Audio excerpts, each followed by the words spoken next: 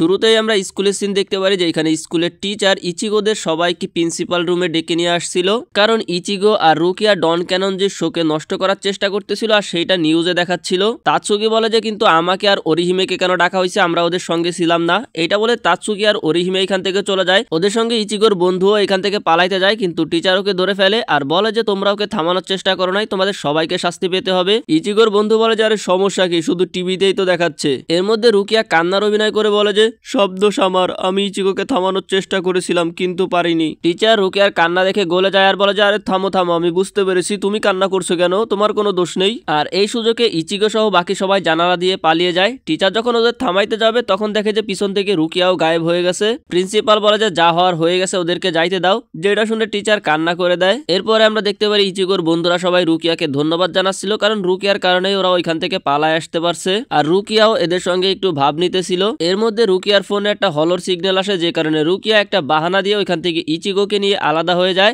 রুকিয়া আর Ichigo আলাদা হয়ে যাওয়ার কারণে সবাই একটু সন্দেহ করে যে ওদের মাঝে হয়তো বা কিছু চলতেছে। আমরা অরিহিমেকে একটু চিন্তিত দেখতে পারি, কারণটা তোমরা ভালো করেই জানো। এর মধ্যে চাঁদ লক্ষ্য করে যে ওদের উপরে কেউ একজন নজর রাখতেছে। অন্যদিকে আমরা রুকিয়া আর ইচিগোকে দেখতে পারি, এখানে ওদের সামনে একটা স্পিরিট ছিল, তবে কোনো হলো ছিল না। যেটা দেখে ইচিগো বলে যে মনে হয় তোমার ফোনটা নষ্ট হয়ে গেছে। এরপর ইচিগো সোলটাকে জিজ্ঞাসা করে এখানে কি হয়েছিল আমাকে বলো। সোলটা ভয় পেয়ে যায় আর ইচিগোকে ধরতে আসে, কিন্তু ইচিগো ওকে পা দিয়ে থামিয়ে দেয় আর বলে যে আমি যেইটা জানতে চাইছি ওইটা বলো। রুকিয়া বলে যে দাঁড়াও আমি দেখতেছি। এরপরে রুকিয়া সোলটার কলার ধরে বলে যে কে তোমাকে বাঁচিয়েছে বলো। সোলটা বলে যে আমি জানি না, আমি ভয়ে চোখ বন্ধ করেছিলাম। এরপরে সোলটা রুকিয়াকে কিস করতে আসে, রুকিয়া ওকে পা দিয়ে থামিয়ে দেয়। এরপরে ইচিগো কনসু পারফর্ম করে, যেটার মাধ্যমে আর কি ওরা সোলরে সোল সোসাইটিতে পাঠিয়ে দেয়। আর আমরা দেখতে পারি এদের দুজনকেও সেই লোকটা ফলো করতেছিল। পরদিন আমরা দেখতে পারি স্কুলের রেজাল্ট দেওয়া হয়েছে, যেখানে অরিহিমে থার্ড হয়েছিল। এই কারণে সবাই অরিহিমেকে নিয়ে অনেক খুশি ছিল। অন্যদিকে ইচিগোর বন্ধুদের রেজাল্ট 50-এর নিচে হয়েছে,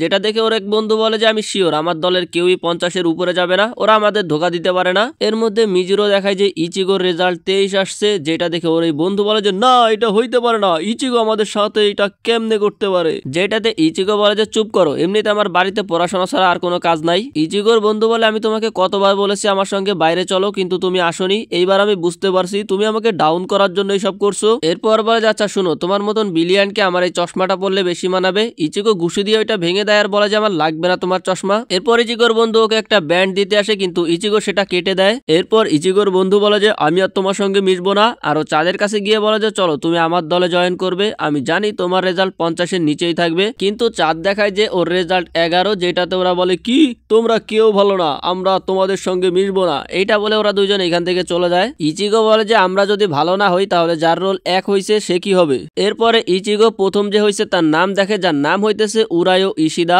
ইচিগো চিনতে পারতেছিল না এই ইশিদা আবার কে, তো অরিহিমে ওকে জানায় যে ইশিদা আমাদেরই ক্লাসের একজন। পাশ থেকে তাৎসুকি অরিহিমেকে বলে যে কোনো লাভ নাই, ইচিগো মানুষের নাম আর ফেস মনে রাখতে পারে না। অন্যদিকে দেখতে পারি রুকিয়া উরাহারাকে কল করতেছিল, কিন্তু উরাহারা ওর কল রিসিভ করতেছিল না। যেটাতে রুকিয়া রাগ হয়ে বলে যে যখনই আমার প্রয়োজন হয় তখনই তুমি কল রিসিভ করো না, তুমি আবার নিজেকে বিজনেসম্যান বলে পরিচয় দাও। এর মধ্যে রুকিয়ার ফোনে একটা হলোর সিগন্যাল আসে, যে কারণে রুকিয়া ওইখান থেকে ইচিগোকে নিয়ে চলে যায়। ইচিগো যাওয়ার সময় একটা ছেলের সঙ্গে ধাক্কা লাগে আর ইচিগো ওকে সরি বলে ওইখান থেকে চলে যায়। এরপরে আবারও ইচিগোকে দেখতে পারি যে রাগ হয়ে বলে যে এইবারও কোনো হলো ছিল না, মনে হচ্ছে তোমার ফোনটা নষ্ট হয়ে গেছে।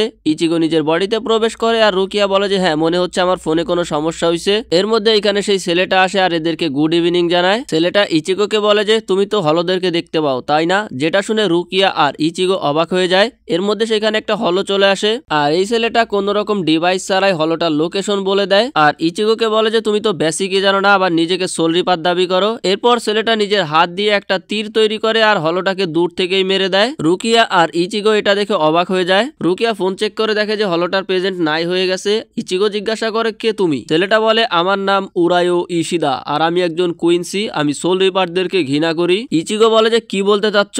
ইশিদা বলে যে তুমি কি এখনো বুঝতে পারতেছো না, আমি বলতে চাচ্ছি ইচিগো কুরুসাকি, আমি তোমাকে পছন্দ করি না। পরদিন স্কুলে ইচিগো ইশিদার কথাই ভাবতেছিল যে এইটা আমাদের প্রথম দেখা, তারপরও ও আমাকে অপমান করছে, এর পরের বার দেখা হইলে ওকে আমি মজা দেখাবো। কিন্তু ইচিগো ইশিদার নামটা ভুলে গেছিল। এর মধ্যে অরিহিমে এসে ওকে নামটা মনে করিয়ে দেয়। ইচিগো বলে যে হ্যাঁ একদম ঠিক বলছো, বাট তুমি ওকে কিভাবে চিনো। যেটাতে অরিহিমে বলে যে আমরা দুইজন একই হ্যান্ডিক্রাফট ক্লাবে আছি। এরপর অরিহিমে ইচিগোকে ইশিদার ক্লাসে নিয়ে যায়, যেখানে আমরা দেখতে পারি একটা মেয়ের পুতুল ছিঁড়ে গেছিল, যেটা সেই ইশিদার কাছে নিয়ে আসে আর ইশিদা 1 সেকেন্ডের মধ্যে সেই পুতুল আঁচলটাকে সেলাই করে দেয়, যেটা থেকে বুঝতে পারি ছেলেটা খুবই ট্যালেন্টেড। ওরিহিমে ইচিগোকে জিজ্ঞাসা করে তোমাদের মধ্যে কি কোনো সমস্যা হয়েছে, যেটাতে ইচিগো বলে যে না তেমন কিছু না। এরপর দেখতে পারি ইশিদা বাসায় যাচ্ছিল, হঠাৎ থেমে গিয়ে বলে তুমি কি এখন আমাকে ফলো করে আমার বাসা পর্যন্ত যাবে। আর আমরা দেখতে পারি ইচিগো ইশিদাকে ফলো করতেছিল। ইচিগো বলে যে তুমি অনেক চালাক, আমি খুবই ইমপ্রেস হয়েছি। ইশিদা বলে যে গাধা, তোমার স্পিরিট এনার্জি অনেক বেশি, যেটা সবসময় লিক হইতে থাকে, একটা বানরও তোমার প্রেজেন্ট ফিল করতে পারবে, তোমার কোনো অভিজ্ঞতা নাই, এই কারণে আজকের আগেও তুমি আমার প্রেজেন্ট ফিল করতে পারো নাই।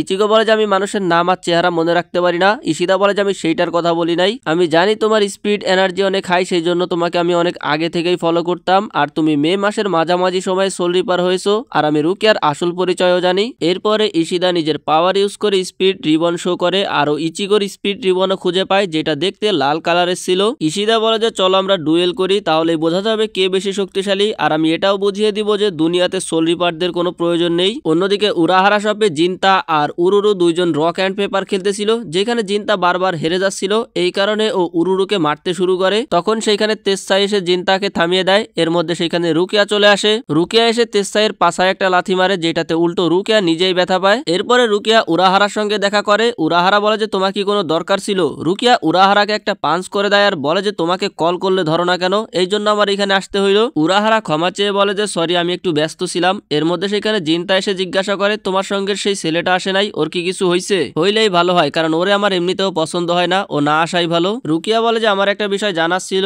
আর উরাহারা সিরিয়াস হয়ে যায়। অন্যদিকে ইচিগো ডুয়েলের কথা শুনে বলে যে এইটা একটা বোকামি, আর আমি এত বোকার মতন কাজ কখনোই করব না। ইশিদা বলে যে আজব ব্যাপার, তুমি মনে হয় পালানোর চেষ্টা করতেছো। ইচিগো বলে যে আমি জানি তুমি আমাকে রাগানোর জন্য এইসব বলতেছো। এইটা বলে ইচিগো এখান থেকে চলে যাইতে যায়। ইশিদা বলে যে ও তুমি তো রুকিয়ার থেকে পাওয়ার নিয়েছো, এই পাওয়ারের আসল মালিক তো রুকিয়া, এই জন্য তুমি রুকিয়ার পারমিশন ছাড়া কিছুই করতে পারো না। আর এইটা শুনে ইচিগো রাগ হয়ে যায়। অন্যদিকে রুকিয়া উরাহারার কাছে কুইন্সি সম্পর্কে জানতে চায়। উরাহারা বলে যে কুইন্সি নামটা অনেকদিন পরে শুনলাম। রুকিয়া উরাহারাকে সবকিছু খুলে বলতে বলে, সো উরাহারা বলতে শুরু করে। উরাহারা বলে যে কুইন্সি আরো 200 বছর আগে ছিল, যারা হলদের মারতে অনেক দক্ষ ছিল, কিন্তু 200 বছর আগে ওরা মারা যায়, এরপর থেকে আর ওদের কাউকে দেখা যায় নাই। রুকিয়া আরো বিস্তারিত ভাবে বলতে বলে। উরাহারা বলতে শুরু করে ইচিগোর মতন যাদের সোল এনার্জি অনেক বেশি, এদেরকে কুইন্সি বানানো হতো। কুইন্সি আর সোল রিপার সবাই মিলে হলদেরকে ধ্বংস করত, তবে এদের মধ্যে পার্থক্য হলো কুইন্সিরা সরাসরি হলদেরকে মেরে ফেলতো, অন্যদিকে সোল রিপাররা হলদেরকে সোল সোসাইটিতে পাঠিয়ে দিত।